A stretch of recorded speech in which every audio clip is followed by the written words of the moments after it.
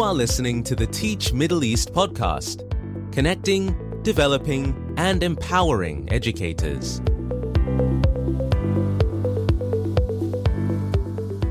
Hey everyone, Lisa Grace here, welcoming you to another episode of the Teach Middle East podcast. Today I'm talking all things AI with John Bell, principal of Bloom World Academy, Dubai.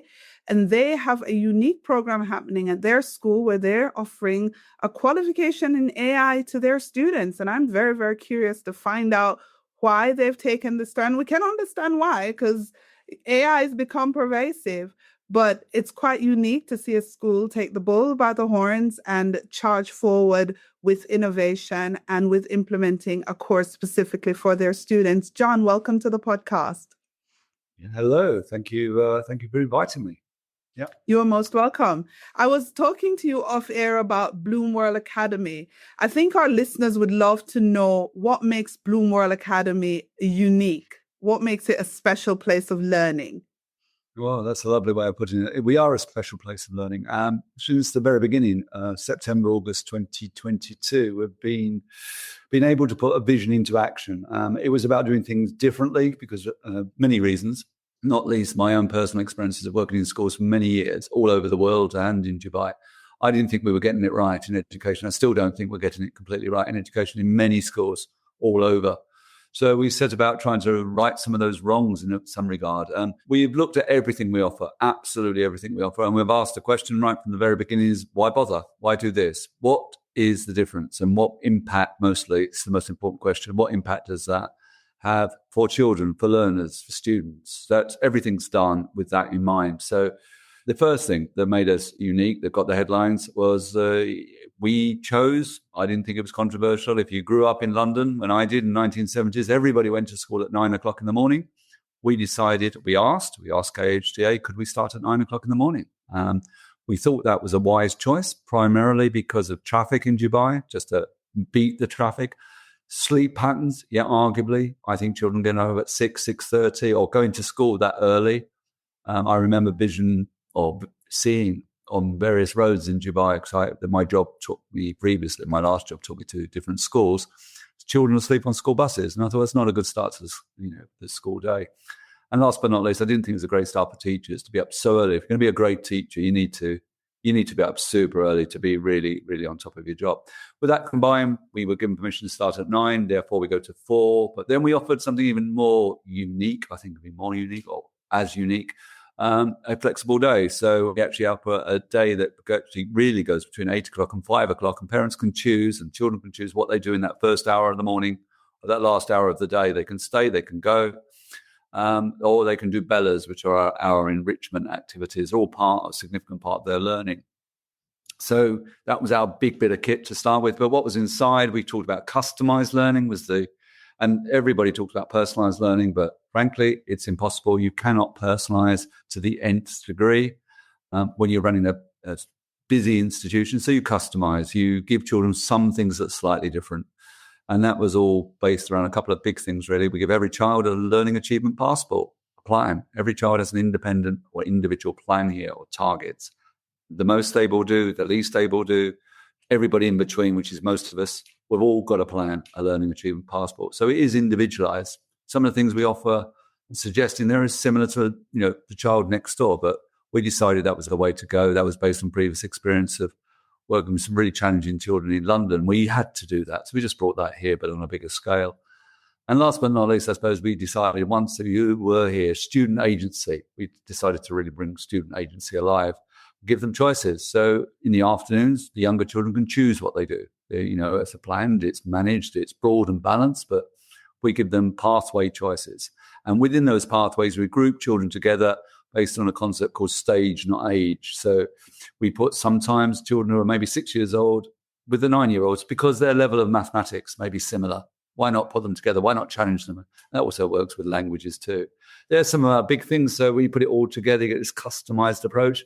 But what makes us a special place is that we reflect and we review. And what we've discovered fundamentally is not everything in the past is bad and not everything in the future is necessarily going to be good. some things that were done in the past. We're a really recycled school in many regards. We look at things, we shine them up, and we reuse them in our relationships with children. Our biggest of probably of the lot, is our relationship with parents. We invite them into school. We have cafes. We have parents that is, who work here all day long. It's their base, the internet cafe concept. We have parents in and out of school. We have a rigid, strict security code or expected levels of conduct in the school, but parents are in school, not necessarily learning alongside their children, but we offer very regular, at least twice a week, parent workshops, so parents learn alongside their children. I can go on. So it's a combination of things that we all put all these things together, some recycled, some new, like AI that we're going to talk about, and put them all together, and it's our Bloom World Academy customised approach, which I have to say, thanks to opportunities like this, people are really beginning to appreciate, and we're getting quite a lot. I mean, we're as busy as we can be. We're full. In 2 years, we are full. We have waiting lists to come into school. So we're striking a chord with some families out there. Yeah, I love the fact that you start later. I've got kids in school. I'm obviously based in Abu Dhabi. So my kids can't go to Bloom. But that early morning is a killer.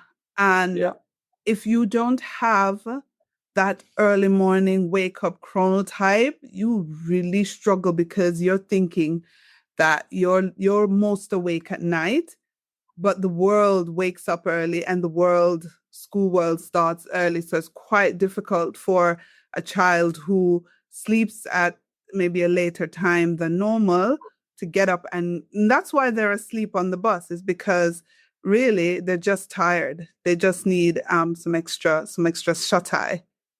Of course they do, but there's also something else going on, which is about the culture of the expat lifestyle. In Dubai and Abu Dhabi are no doubt the same to some extent, which is people do things in the evenings. People move here often for lifestyle reasons. So people do go out to eat. Children, as you probably well know, we all well know, do lots of things in the evening, sports, mainly sports, clubs. There's a whole network of clubs of every shape, of every size, and children are doing that after school. So sometimes, just pure energy levels, some of these youngsters are physically working. As an adult, I think we would feel it to do the amount they do. It's great that they're doing it. It's a lifestyle choice, but you have to be mindful. If you're playing football, if you're playing basketball to 9 o'clock in the evening, the time you get home, the time you get to bed, the time you get up, and these are, I'm talking teenagers here, but when you go younger, everybody's doing something. We do many things in school. Our extended day was designed to be a one-stop shop approach. So parents could do something after school, the sports, for example, or creative stuff, or languages. And maybe that would just be enough. They don't have to drive across Dubai to go to do another club. Some still do. But it was also an acknowledgement genuinely of family values, because, it's called breakfast. Eat with your children, sit round the table, have a discussion about what the day ahead is going to bring. And I think those special moments are important in growing up. You remember those things with your mum, with your dad. One of the byproducts has been fascinating of the later start. We have lots and lots of dads dropping children off, less, if you like, drivers or, bus travel. And I don't know where I've captured the dad market, but I think a lot of dads quite clearly are dropping children off and then going off to work. And they've built their day, almost building their own day around our times. And also I do see transactions going on in the school, parents in there, down in the cafe areas working, doing serious deals, it seems to me. I don't know really what they do, but there's a lot of going on, a lot of technology things going on. So there's been a lovely spin-off that we've tried to genuinely give family time. Because actually one of our mottos, we've got quite a few, but one of our big ones is that we are a family-first school.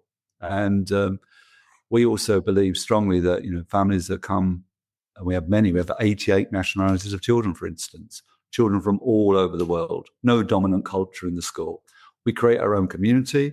And with that, we try to give parents that infrastructure support that new families to the country that may not have backup, may not have grandparents down the road. We try to create all that kind of backup too. And so having time at the beginning and the end of the day and through the day for some parents to meet each other provides, I think, some kind of scaffolding to their lives as much as it does to children's lives. Yeah, it's interesting because you never think of those things as considerations for school, expats coming over, not having a backup, kind of helping them to form that network that will help them in times of need. That's quite thoughtful of the school. Tell me a little bit more about what you are doing as it relates to teacher well-being, because if you have those days that are extended, how do the staff work into that? Do they have to come early? Do they come late? Well, what happens around staff? All of the above, to be honest. Yeah, I suppose we do have a culture of work hard, play hard kind of culture. I do accept that. I think we demand a lot of our teachers, but I feel comfortable that what we try to do in terms of their own personal well-being is three things maybe, but certainly the big things are that later start. If you're not working, if you're not taking something before school, you're expected to do one after school event per week. That may be in the morning sessions, it may be in the afternoon sessions. If that's the case, you can arrive in the building at 8:30. Okay, so that Dubai style, that's a bit later than most places. And obviously after school, if you're not doing anything, you can go as soon as you possibly can. So we're quite, we work hard during that period. But we also do other things. We have some teachers on quite flexible times. They don't teaching so early in the morning, they come in a bit later. We actually don't have everybody on the same timetable because with now our creation of a pre-university centre, that's what we've created for our older students. We've chosen those words carefully. Some of their timetables are a bit longer, some in the afternoons. To fit everything in their day, they've got big days. So we don't expect the teachers to actually, if they're teaching late, to come in early. So we do things like that. We also build in, literally into our schedule, a well-being day for teachers. We actually give them a day to take to a deep breath day, as we sort of call it. You can take a day in lieu when you need it, and we build that into our timetable. So we have that, and we try to do that a couple of times a year. That's quite challenging as we've got bigger. That's a demand. But moreover than all of that, it's just day-to-day care for teachers. I'm very fortunate to have a leadership team that do, I think, provide a lot of opportunities for staff. We've got this, literally, I've just come out of a meeting now where we're planning a not everybody's cup of tea, but a mindfulness yoga session next Friday. Our Friday mornings, we don't have any students in school early. Everybody starts at 9. Teachers come in a bit early, and we tend to do a well-being kind of session on those days. And you can go on. We do lots of things we're built into the budget, for example. We've built opportunities in the budget to do team building and or social events. We do a social event every opportunity at the beginning and end of term. We don't expect people to pay for that. We just provide that sort of sociability, particularly at the start of the school year when we're building. We've got 35 new teachers starting again, but all on growth. Currently, we have a 90% retention rate. Which is phenomenal, remarkable for a school in Dubai, I think. We have a consistent and solid, for the third year now, leadership team. So we must be doing some things right about people feeling the culture of working hard, playing hard, but to some extent they are heard and listened to. They have a big say in the running of the school. Democracy rules okay most of the time. And I think what we do have, and I won't go on, we have quite a lot of experienced teachers who are attracted to this way of working. They've done other things. And our average age, I would say, for teachers is actually a bit older than some schools I've worked in the past. And I think as we have with parents, we've attracted those families that have made a very conscious choice for this kind of education for their child. As we've attracted, and we have no problem, we are packed with offers and applications for any job. I just think we attract those kind of teachers that want to make a difference and are quite prepared to try something in a different way. Oh, I failed to mention something really, really important. We give genuinely, yes, heavy work, heavy teaching responsibilities, but we give significant playing time within to link it through some of the AI things that we may talk about. We give notable planning time to teachers to work together and plan together. And that is because if I go, right, that's the beginning. When we offer children choices in the afternoon, we can actually take some teachers out of those choices and just give them planning time because other teachers are providing the lessons. And that's particularly in junior school where traditionally you've got the same teacher delivering everything. We don't do that. That builds in time for colleagues to plan. And you ask any teacher, that's their biggest stress, planning, and obviously for teachers of older students, time to assess and a time to give feedback and mark. So we try to build a lot of that into the working day. So teacher first stuff is really important for us. Yeah, it's good to hear because I know schools do, as you talk about, pride themselves on customization. Some say personalization, more say personalization than they do customization, really. But I always, as a teacher, in the back of my mind, wonder sort of, okay, I understand what that means for a parent, but what does it mean for a teacher? So today's topic is about implementing ethical AI in education and in schools. And I know that you guys are doing something different with AI. Can you talk to me about how Bloom World Academy is implementing this accredited AI course? First of all, why and how? Yeah. Well, you go back a couple of years, really, realistically speaking. The writing was on the wall, as they say. AI was coming into town and we had to genuinely grab it. I didn't quite work out why others didn't do it. I'll be perfectly honest. I'm not particularly technical or digital driven. I appreciate it in others, not necessarily myself so much, but I appreciate, the abilities of others to grasp this thing. But it just seemed to me, and look, let's be blunt. Let's be super, super blunt about this. Education has not moved fast enough or adapted quickly enough to the demands and needs, I think, of the current generation of young people, probably several generations worth, actually. In many schools, we are still doing the same. They do the same they may have done 20 years ago, literally. Topics might have changed, the dates might have changed, but the content wouldn't have changed or doesn't change. It really doesn't. And you've got to remember, the generation of teachers that are teaching in that kind of way have been teaching for a number of years too. So not a lot changes, despite a plethora of initiatives out there. In Dubai, I think it's compounded because majority or a significant number is changing slowly. Abu Dhabi, just the same. A number of people who have worked here have worked elsewhere. You would think on the surface that means they bring things in to the country. I would argue that some of them, if they've been on the international schools circuit, may not be as up to date as they think they are. The heart of real innovation now is I have to say, in places like London, in places like Paris, where cities have really had to adapt to the greater demands of students. And we're not just on that pace. Some of us are, I think we're in touch. Some of us think we're in touch anyway. But going back to your point, your question, we genuinely felt 2 years ago AI was coming into town.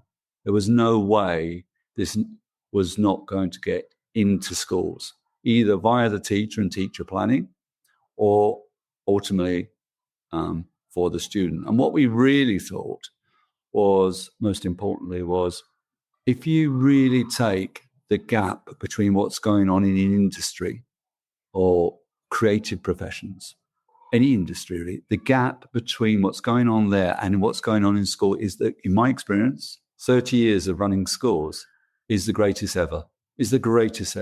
We've always played catch up with technology. We've always played catch up with the latest new element of technology. Always schools have. But someone's got to teach this stuff. And you've got to get your teachers from somewhere who are as creative and technical as the colleagues out there in industry. And they're out there and they're young and they're not just, time-served people. They're creative. And that's been encouraged in industry for a long time, but not so much in schools.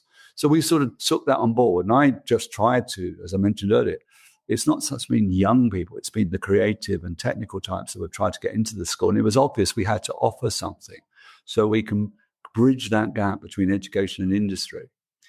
And then the other thing that schools mention so much is the AI ethics issue. It's always about stop children cheating, plagiarizing. And we are an IB school. And the brilliant thing about an IB school is it's skills-based. You choose your own content. You can talk all day about, in a school of 88 nationalities, when you're teaching, what do you teach? Whose history do you teach? Whose geography do you teach? We've all got different perspectives. And that's the most wonderful thing about an IB school. That's true internationalism. But skills unite the children. We need teachers who can teach those skills. And we just felt that we can no longer really catch children out and stop them cheating. A while ago, you could, of course you could, for many years now, you could get technology to help you write a long study. And you have lots of long studies in the IB framework. But AI now can write with mistakes. It can write in your style. So once you start get to that point, you have to start thinking, let's embrace AI rather than try to fight against it. So we have really looked at what skills and what elements of AI you need to understand. And it was obvious you can spend any energy doing that as a student, you might as well get a certificate to go with it. Let's face it, if it moves, let's give them a certificate. Let's give them something in their backpack as they go through education. Let's not just wait until you're 16 or 18 or 19 to get those big exams. Let's not wait. Let's get things on the journey. So we started and we're offering a number of programs. We have researched many, and we decided for our oldest students, we would offer a BTEC program. High level, it's going to stretch us. And subsequently, what we've discovered is BTEC can't keep up with us. The BTEC program isn't appropriate to deliver to sort of 14 to 16-year-olds. It was much more geared to maybe 22-year-olds who want to go into the accounting industry. And I'm not exaggerating. That's how it was going.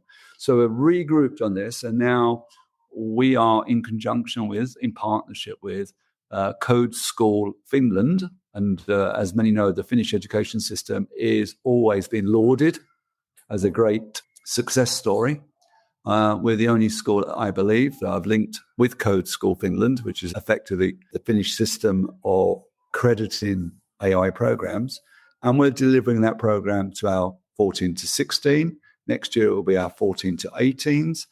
And on top of that, this is the most exciting news, effectively, we will be delivering a version of AI on what's called a spiral-based curriculum from our very youngest. So our very youngest, our 4-year-olds, will be dipping into the world of AI and how to use it. And a spiral curriculum means you just come back to things year on year, but at the right level, ultimately culminating in certification. So, we've delivered it now to our eldest. It's really good. I mean, I'll give you an example. I know I'm talking a lot on this, but it's really has worked.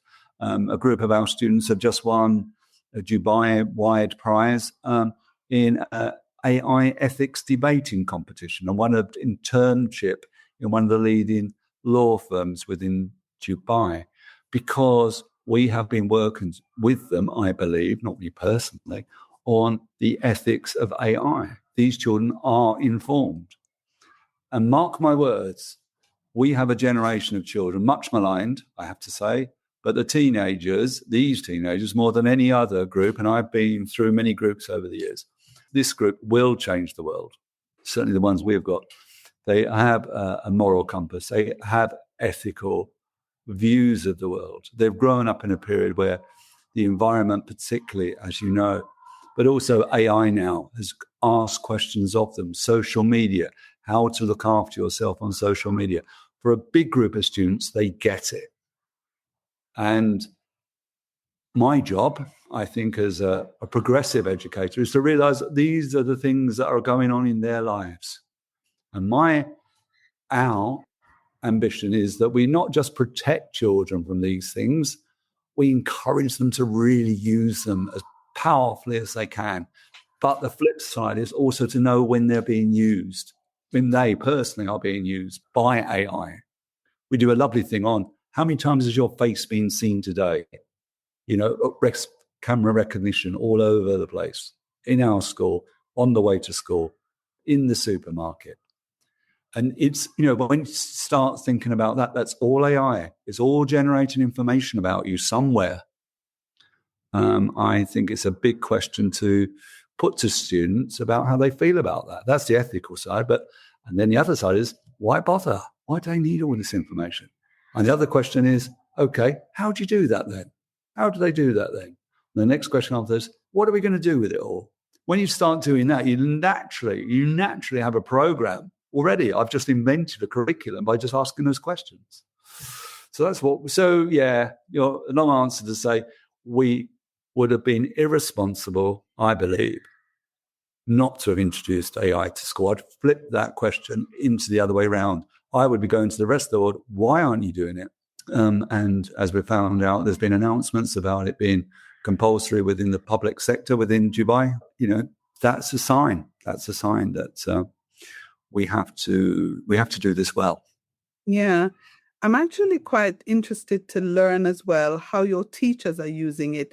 We talked before about time and about the fact that teachers have a lot of planning to do, etc.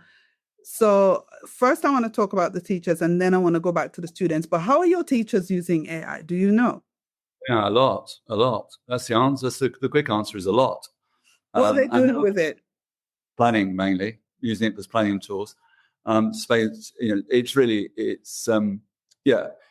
AI with some teachers started because they were technically able, they were interested, and that's where it starts. It's like almost in every other walk of life, people have their interests, and I can name the teachers who may be our champions, that know a bit more than the others, pure personal interest.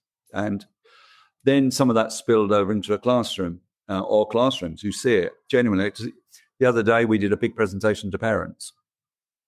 We launched, if you like, what our school is going to be next year. We call it Bloom, Mark 4, #4, our 4th year.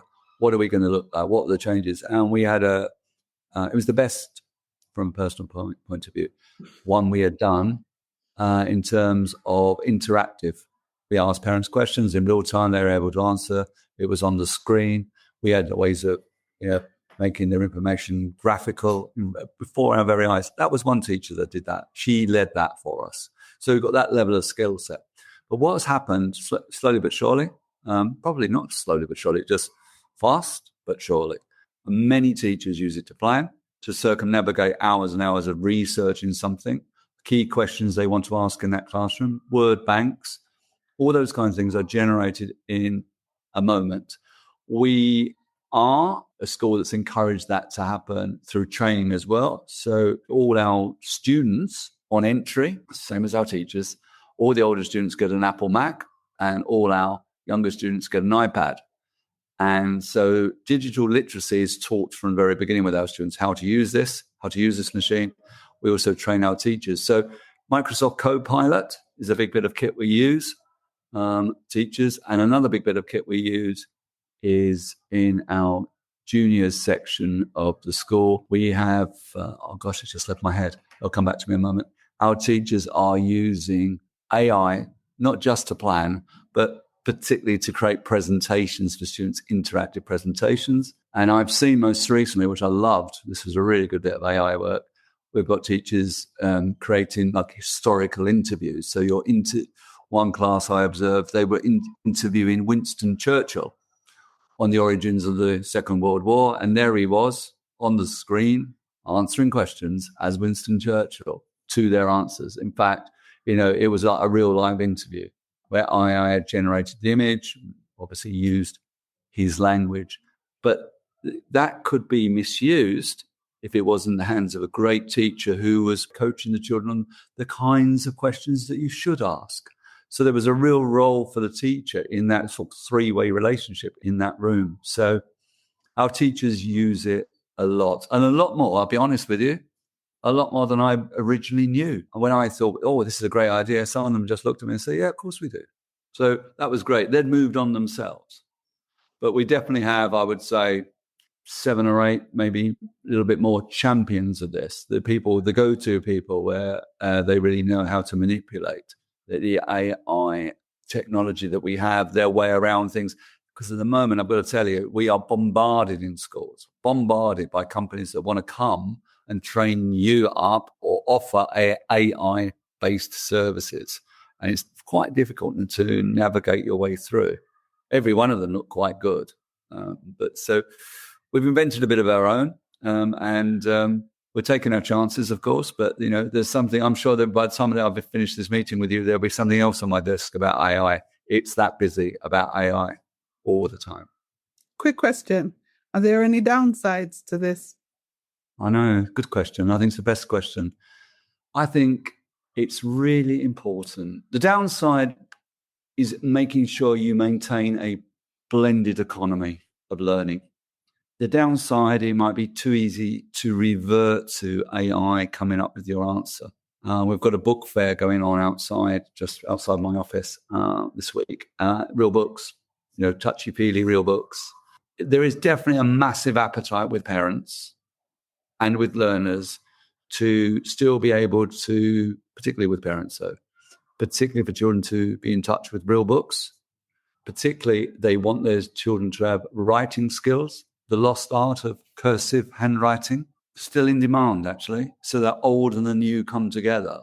They still want children to be very articulate, of course. They want children to be verbally articulate. That we can do, and that goes well with AI anyway, because that's about how you interrogate AI. But the downside might be maybe the lost art of handwriting, the workbook, organising yourself in a sustained, we find with older students, writing at length. And we're going to have to work hard at that blended economy to make sure that technology, not just AI, by the way, but technology doesn't over-dominate. So I say to parents all the time, we have a blended economy here. Your children will learn to write here. They will leave you a note on the kitchen table saying they're going to be late rather than just texting you. We will have that kind of value to, dare I say it, more traditional skills.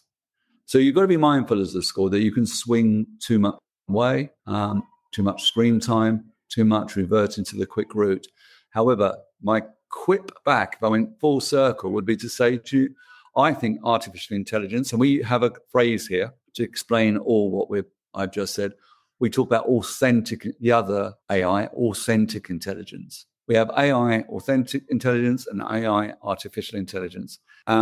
We value both, and we value authentic intelligence because that's the child learning and developing their own skills. They're growing their own brain to actually raise, ultimately, their levels of intelligence to be able to manipulate and use artificial intelligence to its maximum. So the two go together. And this is how I articulate it to parents. We do authentic intelligence, we do artificial intelligence, and the two can go very neatly together. But what you've got to do as an education establishment, really got to do, is think about it, to step back and say, what do young learners really need? And you've got to be brave enough. I was in a conference yesterday, spoke to lots of people and said, how did you do that? Why did you do that? And I said, well, we're very lucky because we were initially a new school and we didn't have to convince anybody. We've just gone for it and we've been supported. But you've got to, as school leaders, have got to take risks in this area. They've got to take risks, I think. Yeah. I think it is a matter of balancing, like you said, some of the older things that we do in education with some of the more modern things, including AI, without losing what education is all about. And I think education is about humanity. So as much as we want to embrace artificial intelligence, there is that human side. So my final question to you is, apart from artificial intelligence skills or the skill to use it effectively, what other skills do you think students will need in this very tech-driven future that's ahead of them? Well, almost unquestionably and undoubtedly, they need, join them together, but there's probably three big things that we promote. I think we've really considered that children need in this technical world that we currently live in anyway, and goodness knows ultimately how more technical it will get in due course, or technological it will get. I still think the art of communication, what you and I are doing now, whether it's on a screen, screen skills actually are quite important skills. Can you interact generally over a screen? But moreover, those communication skills close up, those ability to interact, to talk to anybody about anything. And I think one of the things we promote, real globalization, real internationalism, is based on, and it went out of fashion, but I'm re-promoting it. General knowledge. We talk about skills all day long. You can learn skills. Skills do allow you to manipulate information, do allow you to access information. But sometimes you just got to know stuff. You just got to know stuff. And if you know a bit about any, whoever you're talking to, you know a little bit about their world, about the city they came from, the football team they support. If you know a little bit, it breaks down the barrier. It makes the overlap happen. I say to the students, or certainly the older ones, when you go to university and you're sitting in that university refectory, that university bar, you're going for your first sports team trial. If you can break down a barrier by knowing something about the guy next to you, where he's from, that will get you everywhere. When you go to an interview for a job and you're able to talk about the wider things in the world, really powerful. So general knowledge, we must not lose the art of knowledge gathering. And that's to be interested. That allows you, I believe, to do or grow networks. Networks is a bit of a dirty word. You could just say friendships. It allows you, and these children in international schools they have friends already from all over the world. It's more of a case of how they maintain them, which ends up in a place which is, in my opinion, is we call it, the skills, if you like, or the aptitude and attitude to deal or navigate through an ever-changing world. But in more colloquial terms, it's knowing what to do when you don't know what to do skills. That combines a whole multitude of things: resilience, resistance, the sun will come up tomorrow skills, optimism, okay? It's not the end of the world. We can solve it, because you do get crisis management, but it's often created by social media. You have crisis management. It's the end of the world stuff because something on social media is really upsetting. So there's the skills to be able to navigate away from that, solve it, and then, if you like, develop the one thing which is absolutely fundamental in life. You've got someone to turn to. How do people get out of problems? How do you navigate through a difficult world? You often know someone who will help you. Often maybe a member of the family. Not always. It's called friendships. It's called connections. And they are built on generally, but I would say they are built on general knowledge, knowing something about someone else's world, empathy. They're built on communication skills that you can articulate that and express yourself. And it's built on the ability to be optimistic and bright. And we're going to solve it skills. That's, I believe, the children we have got at Bloom World Academy.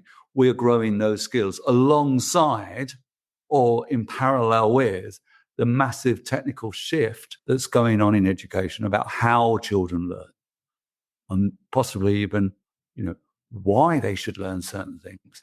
So going back to put a neat bow on our conversation, what I would say where we started off about what's unique about, what's special about Bloom World Academy is that we generally and genuinely, it's child-centered education. We absolutely need to work with our young people and our families about those twin, to me, those twin bastions of being a very competent survivor in this very challenging world. Know your technical stuff, but also know your human stuff, your interrelation stuff, your communication stuff. And what is the capital of, I don't know, Switzerland or something? Just know stuff, because it will help you. It at some point will genuinely come into play in your life. And people love knowing that you know a little bit about them. So that's what I think is really important in more, if you like, old-fashioned skills or recycled skills that perhaps we just take for granted.